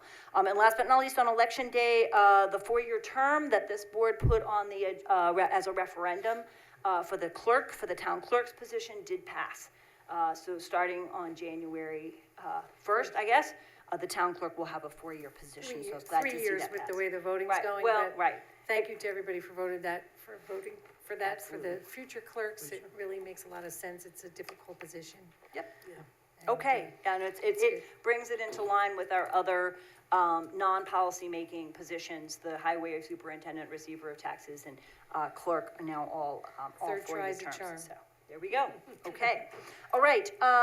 Then other committees may or may not want to report. We're in the middle of the budget process. I don't know if the finance committee has met or if everything's been with the budget committee recently. Just to let you guys know that we met 3 weeks ago, in the morning. Bill and Shershin and I just helped Minnie go over the quarterly report. And that's really about all we did before her presentation. Great. Senior services? We did not meet, and I forgot why, but I think there was some event going on at the senior center. That's There's why we so were much there. going on at the senior center So, that the seniors that's- committee can't meet, right? Everything's going very good there. They're very happy. Okay. But Good. We'll be getting together in December. They started offering Tai Chi this month, I believe, at the senior center. I've had a lot of new great programs, and that's one of them, so, Thursday mornings. All right, recreation and parks? Just a couple, wanted a senior aquatic exercise instructor, and the goal here is we're hoping to start an aquatic exercise program for seniors. The only thing we need is an instructor. If you're certified, please reach out to Rec. The classes, I believe, will be available on Friday mornings. The winter Swish and Dish basketball camp is already in swing, and it ends on December 19th. And that happens at Overlook Elementary School. I did also see a flyer for an upcoming estate planning workshop, but the date just escapes me, but it'll be posted on the town's website pretty soon. So those are some important things that are happening with recreation. Okay. Anything from the joint water plant? We met on the first Monday of November, and we're still experiencing the salt waterfront. That's still affecting our water by taste and clarity, but it's getting a little bit better, maybe, possibly. We also reviewed the engineering reports for the under drain replacement at the water plant, and they are getting ready to put out an RFQ for a very important comprehensive facility plan review at our filtration plant. Okay, thank you. Anything from Tri-Muni? Yeah, meeting is tomorrow. This will be my, actually, second meeting I've missed, one due to an operation, so I have another pressing engagement in the morning. I know we are focused on the consent agreement that's been out there, and we received your note, Ms. Edwards, and we're gonna get back, and I will make sure you get an answer to your question on how things are proceeding with that. Other than that, come on out to the Tri-Muni Sewer meeting, 9 o'clock tomorrow. It's a lot of fun. Okay, thank you very much. Are there any liaison reports? Fire advisory? Yes, we met on the 3rd, and the building department is still continuing the inspection of residential and commercial buildings, including Vassar College. Arlington Fire Department and Fairview Fire Department both did fire safeties in elementary and private schools. Both fire departments are collecting toys for tots. You could drop off any new unwrapped toy. At Fairview, starting 12/7, and Arlington, probably around the same time. They didn't have the exact date. And the Santa Run is going to be on 12/13 for Fairview. Okay, great. I know Historic Preservation has something to say. Yes, absolutely, because tomorrow night, we're going to have a lecture on Indigenous people during the Revolutionary War. It's going to be presented by Vassar Professor Smith. It should be really interesting, and that's going to be at the Senior Center at 7 p.m. So tomorrow evening, Senior Center, 7 p.m. I think that's the last one for this calendar year. That's the last one for this year, yes. And then there'll be a whole long series continuing Yes. next year. Do you have to pre-register? No. So 7 o'clock, 7 p.m. tomorrow night, Senior Center. Okay, plumbing board. Yes, we met and we're discussing continuing education for the plumbers. Okay. Conservation Advisory Committee. Nothing to report. Okay, Climate Smart Task Force. We met this past Thursday. We had two new committee attendees. They were very helpful. And we also wanted to announce that we have a community champion for the Climate Ready Hudson River study that's being put out by SUNY ESF. And that person is, I forgot her last name, Melly. Holloway. Melly Holloway, sorry, Melly. So she will be convening with the community to get across like questions and work hand in hand with the professors who are doing that study. It was only 2 communities that received that grant to do this Hudson River study. It was Kingston, or it was either Hudson, I think it was Hudson. Hudson and Town of New York. Poughkeepsie. Yeah, and Town of Poughkeepsie. Kingston was up for it, but I don't think they got it. And then we just did a really long dive into dividing up the work that we have to recertify for the Bronze Award in Climate Smart and to help us qualify for silver. So I think because we're dividing this up and working really hand in hand with Kristen Taylor here at town, we should be good to go. Okay, Getting that off the ground. okay, great. All right, last but not least, Hudson 7. Hudson 7, that's the reason why I was late, because that meeting was before this meeting. And we had a presentation from the Coast Guard that protect and look over us on this section of the Hudson. It was very interesting because they talked about, I didn't realize that they respond to oil spills and other spills in the river and how they deal with this, and also how they go after people who cause the spills and the polluters pay. Okay. Thank you very much. Just wanted to add something, if I can, I'm obviously involved in the Dutchess County Community Partnership, and you can add this to liaison if you want, but it's a wonderful organization. They're kind of getting used to me because I stop into the centers, and it's interesting. They're very good people. They do a lot of work. I took some brochures and brought them to town hall. So please get involved with that organization if you can and donate, and try to help someone move up and move out from a troubled life and homelessness and whatever, because that's what they focus on. So it's a wonderful group, so thank you. Okay, thank you very much. Okay, then I move to suspend the rules for anyone who may want to speak for up to 3 minutes on anything they would like to speak to us about. Is there a second? Second. All those in favor? Aye. Any opposed? All right, the floor is open for anyone who's in the room who would like to speak, and then we'll move to anyone who's online. Welcome. Thank you. Good evening. For those of you who I don't know me, I'm Jeff Kane. I'm a AICP certified planner. I've been working in the Dutchess County market for a little more than 35 years. I've had the opportunity to work with some of you I haven't, and I certainly welcome that opportunity now. I now work with Joe Kirchhoff at the Eastdale project. Been there for a few years, and I just want to say that the success of Eastdale was really a partnership with the town at every level, and it continues to this day. And so it's a project that has been successful because of that relationship, and we appreciate it and appreciate your participation in that. So over my years in the county, one of the things I do is I look at the Dutchess County Rental Housing Survey. They produce it every year. And when I started, vacancy was at 2% for all the rental units. So I look at the 2024 study, and vacancy rates dropped slightly this year, as the report says, to 1.6%.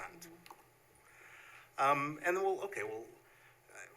are there a lot more units? So in 2004, there were a little under 7,000 units. Now they have more than 8,000 units. And this is a survey. Not everybody responds. But you got more than 1,000 units, and vacancy has dropped. And then, as noted by the county, and many others noticed, a healthy market, you want to have about 5% vacancy. That's identified as a number that you're not putting too much pressure on landlords. They've got a problem, but you get a little flexibility in rent with the renters. So there are lots and lots of studies out there which make the point that rents and housing sale costs are impacted by, most importantly, supply. It's the most important item, and you don't need to necessarily hear that from me, but you ought to hear it from the organizations which study housing. And I pulled in particular a report from the Urban Institute. And those of you who don't know the Urban Institute, it's probably the leading not-for-profit organization that focuses on housing in the country. So I have a study from January 2024, and I'm just going to read a couple of highlights. But I don't know if you can see the headline from here, but lack of housing supply is largely responsible for high home prices and rents. That's the headline. That's the important part. Home prices and rents are determined in large part by whether and by how much the market has too few houses or has too many houses. Our simple point has a simple solution. A massive supply shortage is causing high home prices and rents, and the way to fix it is to build more housing. Any factor that does not influence the housing supply or the demand for household creation is of second-order importance. We're at about 3.5 minutes, so feel free to take a little longer, but I'm just letting you know. Okay, all right, sorry. I will also say a common scapegoat is developers who build high-cost homes and apartments that drive up home prices and rents. A more accurate framing would be to say that more housing supply is always better than less. High-end supply will eventually trickle down through filtering, but more affordable homes reach the segments in need faster. That's the real highline point at that. And then I'll also just very quickly take it to the Pew Charitable Trust, again, not-for-profit. More flexible zoning helps contain rising rents. Policymakers have debated allowing more market rate housing means subsidized housing improves overall affordability in a market. The evidence indicates adding more housing of any kind helps slow rent growth. Between 2017 and 2023, rents grew the U.S. overall 31%. And they studied 4 markets where rents were down: Minneapolis, New Rochelle, Portland, Oregon, and Tysons, Virginia. They were all 1%, 7%, 2%, 4% rent growth over those 7 years because they added more housing. More housing means cheaper housing. Please don't adopt legislation which makes housing development harder, because that results in less housing. Or you have to really look at increasing the density. I know as Mike went through, that they looked at other locations which have adopted the inclusionary zoning, but you also then have to look at what was the base density which allowed that to be successful. You can't take one without the other. Density is really the driving force here, which will get affordable housing. So I'm over my time. There's a lot more I can say at any point, but thank you for tonight. Thank you very much. Is there anyone else here who'd like to speak in the room? And then we'll go to people online. Yes, Linda, welcome.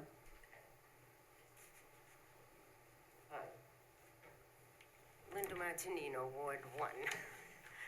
Welcome. And I want to speak on the affordable housing. And I'm looking at the benefits that the developer gets, and I think they would even out any loss that they would get, if you would call it a loss. So, and I think it is a win for the developers as well as the people who need housing. And we do have an affordable housing problem. They just built some units near where I live, by the mall. And I just, for the heck of it, looked at the prices, and the rentals are phenomenal in prices. I know people who are hardworking people, have 2 jobs, who are just now able to even afford an apartment. And they're like, 40 years old, and it's taken them this much, and they are, managers. They have jobs. And I just think that it's also an equitable thing. It's equitable. People should have housing. And just because you don't make over, I think the amount you had now, 100% was $86K for one person. And for 4 persons, it was, the 100% was $123K. And a lot of people are earning that much. So, and I just think that it's a win for the town, and I think it's just for multiple reasons, it's a good idea. Thank you very much. Appreciate Thank it. you. I think we had one other person in the room. Welcome. Good evening. My name is Kyle Kirchhoff. I'm with the Kirchhoff Companies. I just wanted to speak about this sale price calculation for the workforce housing in the new Chapter 52 legislation and how that would impact a housing development. The proposed legislation, the first problem, it doesn't say how those houses are going to be taxed. So are they going to be assessed at the market value of the house, of the matching house next to it? Or is it going to be taxed at the discounted workforce housing purchase price value? And you'll see here that kind of makes a very big difference. So I did a study, and I looked at both models the same. You'd have the 2025 Town of Poughkeepsie tax mill rate and equalization rate equal. And then use the calculation in Chapter 52.4, Section C. The maximum sale price for a workforce for sale unit shall not result in a monthly payment that exceeds 30% of the figure that represents 90% of the Dutchess County AMI. I believe that's a typo, and what they're trying to say is that the total payments over a year cannot exceed that value. That's including principal, interest, taxes, and homeowners insurance, or PMI. So each model uses the respective per person AMI based on the bedroom count as described in Section 8. For the example, to determine the maximum sales price for a two-bedroom house described in Section 8, we take the Dutchess County two-person AMI, that's $98,500, and use the equation in Section C. So $98,500 is multiplied by 90%. That'll bring us down to $88,650. And then by 30%, bring us down to $26,595. $26,595 is then divided by 12, resulting in maximum monthly payment of rounding basically $2,200 a month. Now, each model would assume a 30-year mortgage with a down payment of 5%, as described in the document. And then the annual homeowners insurance, I just equaled them all out at $1,600 a year for the premium. It doesn't matter the bedroom count of the house, so just use that just to keep it equal.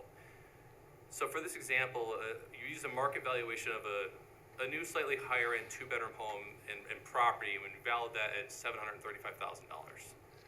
Now, using the standard town mill rate, annual taxes on a property could be projected to be roughly $23,500, and you'd add in the $1,600 for the homeowner's premium, and that brings the annual cost of the home to basically just under $25,200 before principal and interest payments are even considered.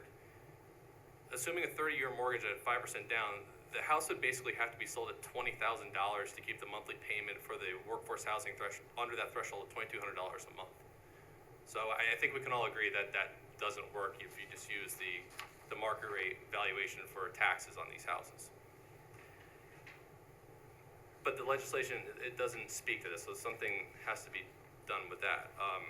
Okay, we'll take a look at that and go back in. I might need your math written down, because I wasn't writing fast enough. So forward it and we'll take a look. I brought printouts for you. I just didn't want to Terrific, thanks. burn you with two things here. And we're at 3.5 minutes, so, I'll run through the end give here it a then, little quick. leeway here, so.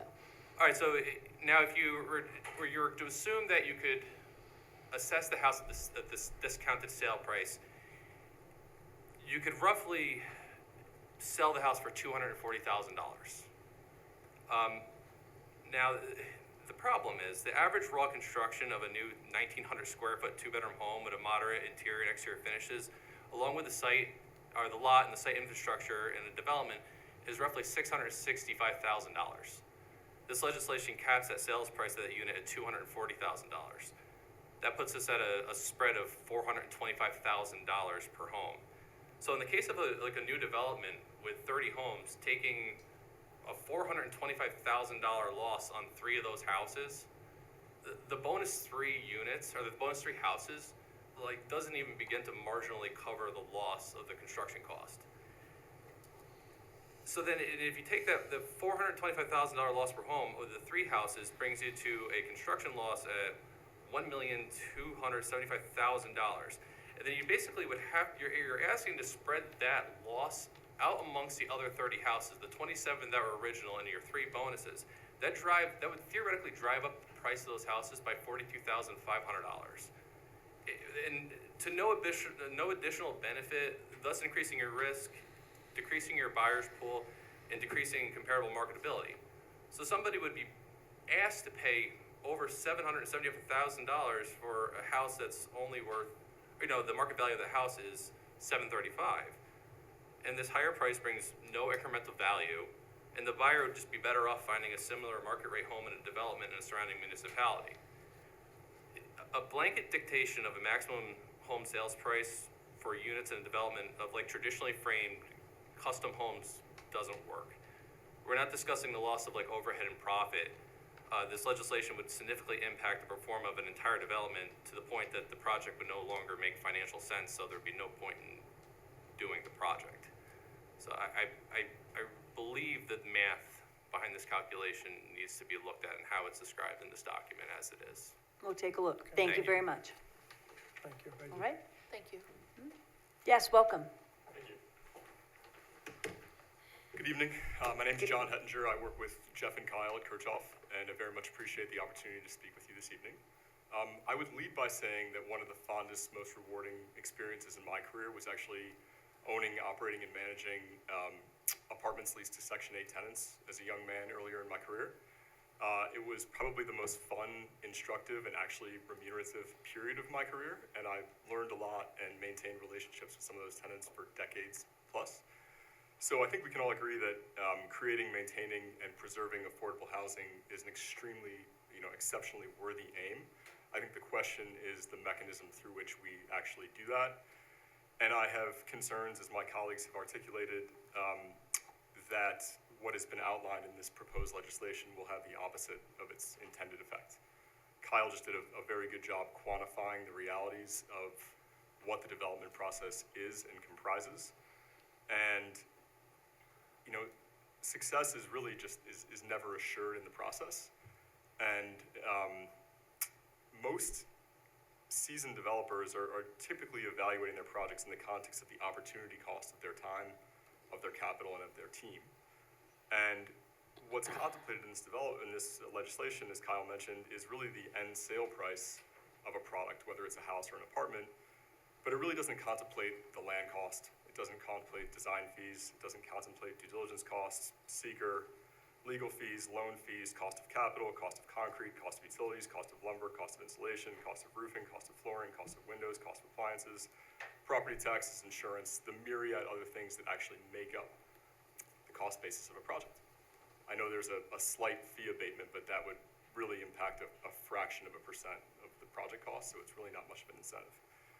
So, as Kyle alluded to, what you're left with executing on a project that would be beholden to this legislation in a for-sale context is really a deep subsidy on a small handful of units with a massive required effective tax on the remaining units.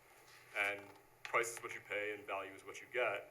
So fundamentally, the bet that the developer is making in that instance is, can I sell a $700,000 house for $740,000? Well, why would I take that bet in Poughkeepsie when I could go to some other municipality, whether it be LaGrange or Wappingers or Hopewell or some other state or some other part of the country, to do the exact same thing while incurring less risk? Unfortunately, housing challenges persist all over the place, many instances without this type of legislation. So if we could go bring our skills to bear and meet that demand, we'd be incentivized to do so. So some of the comments that have been made, I think, hit the center of the bullseye, Mr. Savone. I think you hit on some very, very important things. We would love to see the town of Poughkeepsie succeed. We think that any supply in and of itself allows the market to recalibrate, as Jeff said. And ultimately, it doesn't happen overnight, but over time, it creates more stock. And more stock is beneficial to everybody. So thank you very much. Thank you. Is there anyone else in the room who wanted to speak?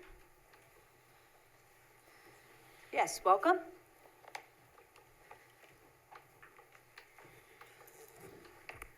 Again, I will reiterate my comments on item number 3.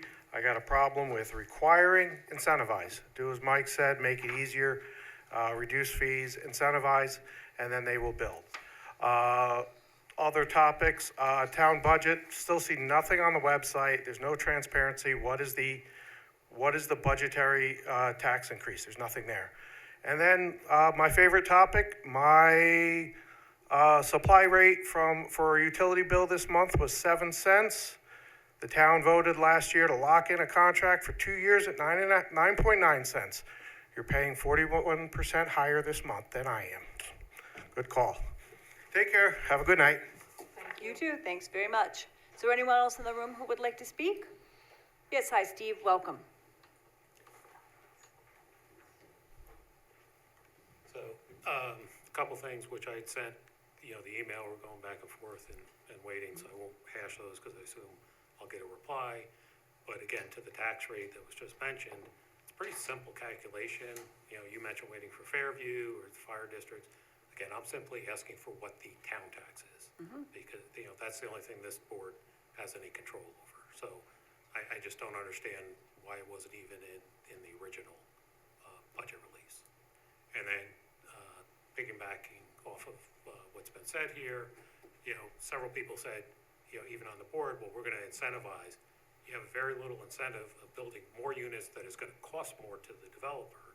The incentive, you should incentivize the developers by reducing cost and the development fees and going through the process of getting permits, getting everything.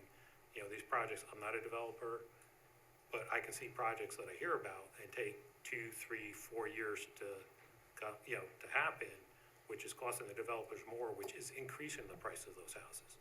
So it's things that can be done to streamline that process and fast track the development. It still needs to be appropriate development. But I think the best bang for the buck is streamlining the process and, getting the houses built quicker. That will, again, more inventory will reduce the price. Thank you. Thank you very much. Anyone else in the room who would like to speak? Is there anyone online who's joined us by Zoom who would like to speak? All right, seeing none. Whoops, what? Doreen, welcome. Okay, thank you. As far as development and open space, Councilman Safone, you keep talking all the time about how people don't want to build in the town. I have an open space map from 2006.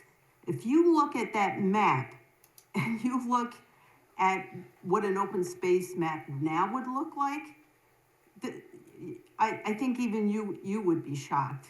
And every month, it seems, I need to read off the list of ongoing construction projects to you because you keep saying nobody wants to build in the town. Want me to go through the whole list again? I mean, it's just ridiculous. Perhaps. There's building going on, Doreen, but new development's not coming in for high-rise apartments. Can I do my public comment? Right. I was going to suggest, Doreen, that you could also forward that, and I'll make sure. I had been sending it to all the board members, and I didn't manage to do that for the last couple of months, so I can also forward it so that all the board members can see it. Not to interrupt from your 3 minutes, but. Thank you. And as far as the 2024 Dutchess County Rental Housing Survey, one of the things that survey says, and I didn't hear anybody talk about it tonight, it does say that the landlords are the ones that typically benefit from the low vacancy rates. And I had that in my public comment for a Dutchess County IDA project recently. County vacancy rate is 1.6%, and that's well below the 5% vacancy rate that experts consider to be an indicator of a healthy rental market. And, it seems to me that, the landlords, the developers, they're the ones who are profiting from the low vacancy rate. And then, again, many of these projects go on to ask for tax exemptions, sales tax exemptions, mortgage tax exemptions, and pilots. So, and then afterwards, we even see in the tax certs that they come in and they ask for their assessments to be lowered, which means their taxes are lowered. So, you know, I wouldn't be just, you know, saying, you know, that we're discouraging development and we need to incentivize, because it seems to me that there have been a lot of incentives for developers. And there is a need for affordable housing. There's no doubt about that. Not everybody can afford to pay market rate. Thank you. Thank you very much. Is there anyone else online who joined us by Zoom who would like to speak? Okay, seeing none, I move that we return to regular session. Second? All those in favor? Aye. Any opposed? All right, I want to thank everyone for being here and for a thoughtful conversation with a lot of different perspectives. And I move that at 9:11 p.m. we adjourn. Second. All those in favor? Aye. Any opposed? Unanimously, we adjourn at 9:11 p.m. Thank you very much. Have a great night.